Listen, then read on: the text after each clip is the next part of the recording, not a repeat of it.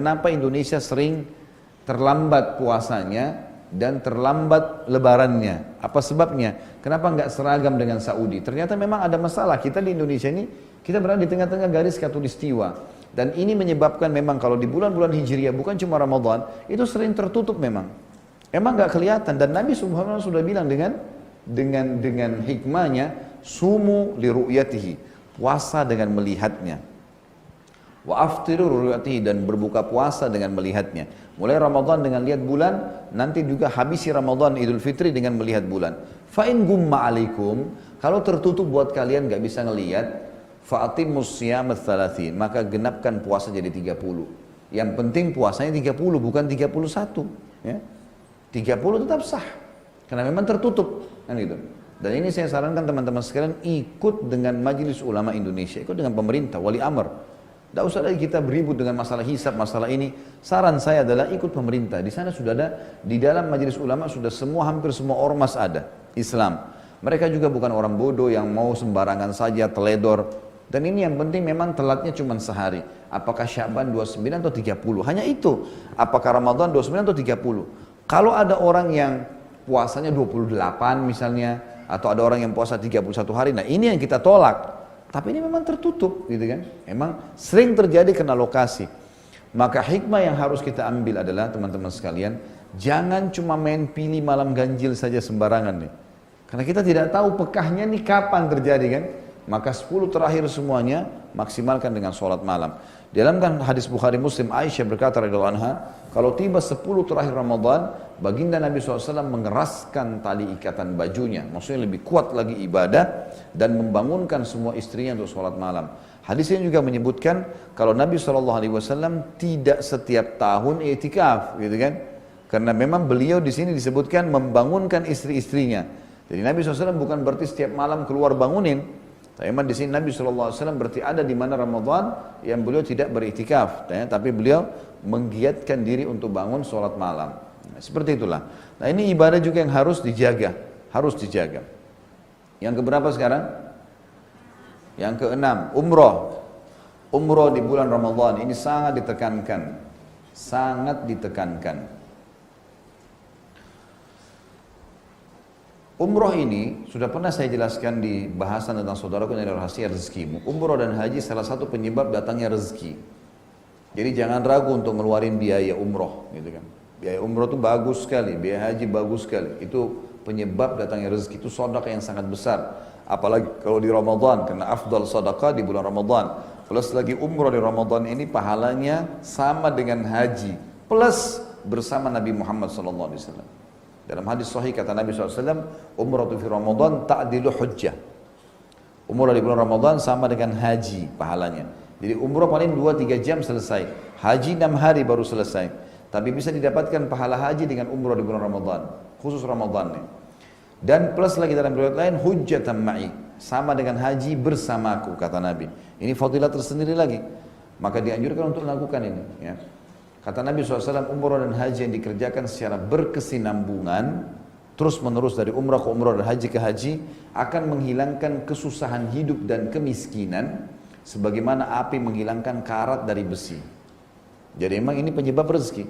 Jadi kalau Bapak Ibu tanya saya, Ustaz saya punya uang 35 juta, 40 juta, saya umrah dulu atau saya buka usaha dulu, maka jawabannya umrah dulu. Di Masjid Haram nanti saya berdoa, nangis sama Allah, ngerengek, minta supaya dikasih rezeki, gitu kan. Beda kalau yang wajib ya, kayak bayar utang, ya, harus bayar utang dulu karena umrah sunnah, gitu kan. Tapi ini kalau kita bertemu antara buka usaha dengan umrah, maka umrah saja dulu, gitu kan. Sudah umrah lagi, gak ada masalah. Dan tidak ada batas seseorang mengerjakan sebuah ibadah, ya kalau memang saatnya secara syar'i boleh mengulanginya. Ya seperti misal dari umrah ke umrah, karena ada hadis Nabi SAW kan. Antara 5 waktu sholat, antara Jumat ke Jumat, antara umrah ke umrah, antara Ramadan ke Ramadan, berarti ada pengulangan tapi dengan waktu yang ditentukan oleh syariat, gitu kan. Pengampunan di antara keduanya selama ya dijauhi dosa-dosa besar. Maka umrah dikerjakan teman-teman sekalian ya. Saya pernah berbicara dengan salah satu jemaah saya yang umrah, kebetulan waktu itu, tapi ini bukan di bulan Ramadan memang. Saya cuma bicara tentang masalah fadilah, pahala yang didapatkan.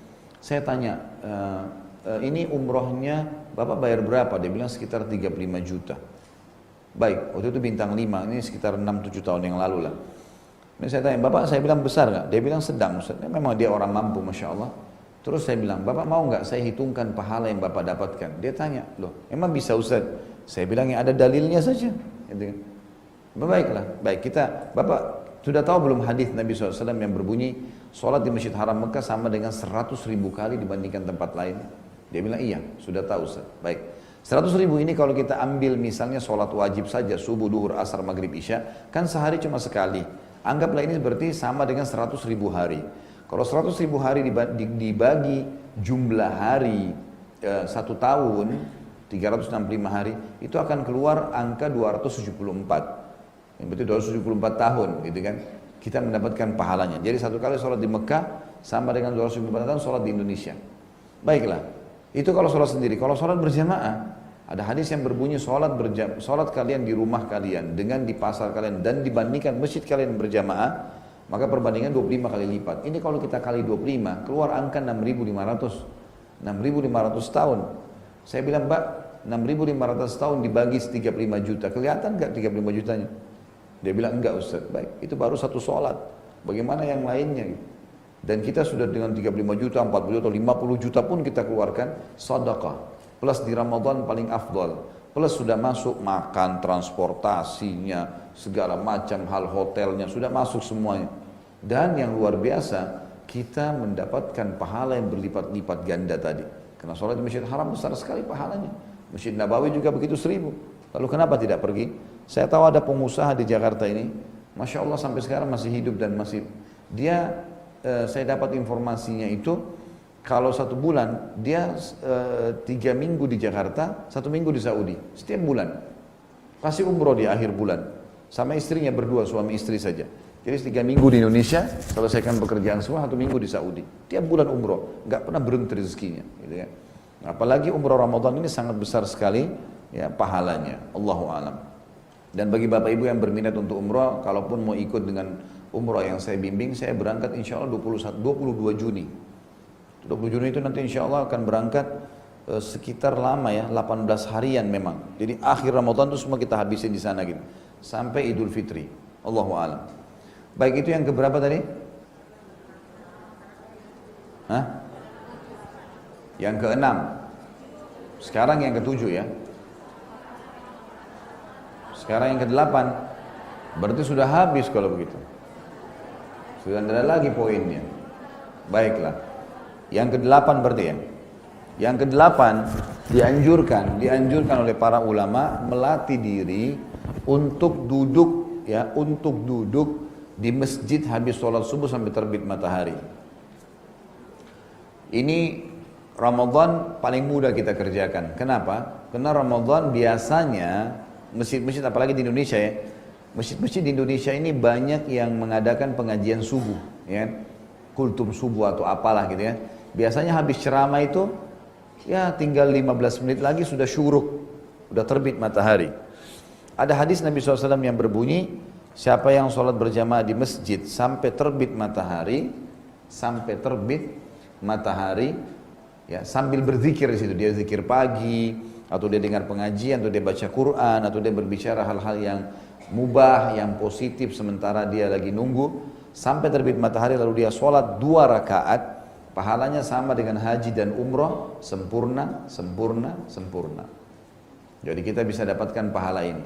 Nah, Ramadan ini sangat tepat bagi bapak-bapak yang masih bekerja. Ini bisa dipilih hari Sabtu, hari Ahad, pagi, dan itu antara subuh ke syuruk itu cuma 45 menit. Biasanya 50 menit maksimal. Dan itu hampir standar seluruh dunia ini, memang hampir standar waktu itu. Kurang lebih ya, tempat-tempat yang pernah saya kunjungin, yang lain saya tidak tahu. Tapi kayak Saudi, kayak Indonesia, ini semua syuruknya hampir sama, 45 menit sampai 50 menit saja. Jadi nggak lama.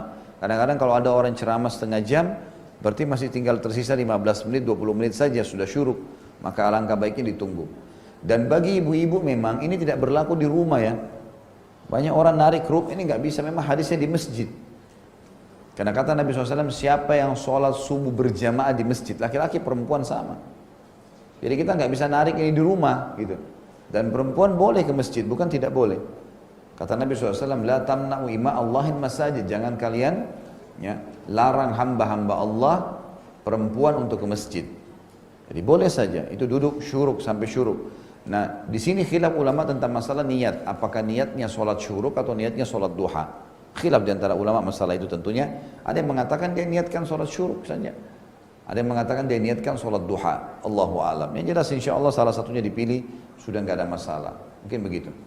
Baik, sampai sini ada yang punya pertanyaan? Tidak ada. Alhamdulillah. Bagus sekali. Ada? Sudah tulis belum? Paling bagus kalau nggak bertanya. Ambil ilmunya, amalkan, mati, masuk surga. Alhamdulillah.